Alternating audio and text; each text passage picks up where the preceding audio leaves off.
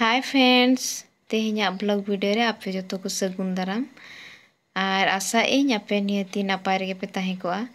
अलिंग मा नापाय रे मेना लिया और तेहें रीता तेलिंग दई तकड़ा सेन चला कनाली सोजनागढ़ और नितो मा नय नीलगिरी हर रे मेना लिया आदो जगह को अडी नापाय लिंग नेल केते आदलिंग मेने गटिलाम वीडियो नगा और आपे को गडिलिंग देखा ᱧᱚᱜ ᱯᱮᱭᱟ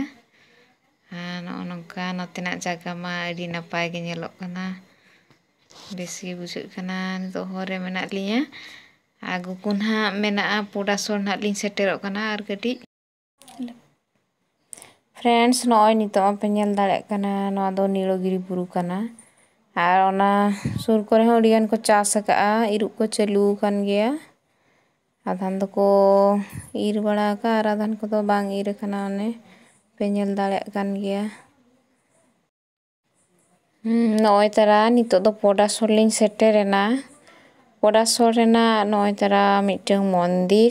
और अडी नापाय नेलोग काना ना मंदिर हो नावा गे को बनाव का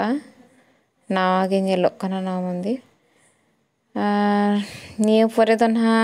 सजनागढ़ लिंग सेटेरोआ सजनागढ़ हो सेटेर इदीना नय तारा नवा दो पे नेल दाड़े काना व्हाइट हाउस तीन टाइम बजाना सरोजनी हाँ दीटा हुईना बाप रे उन टाइम हुईना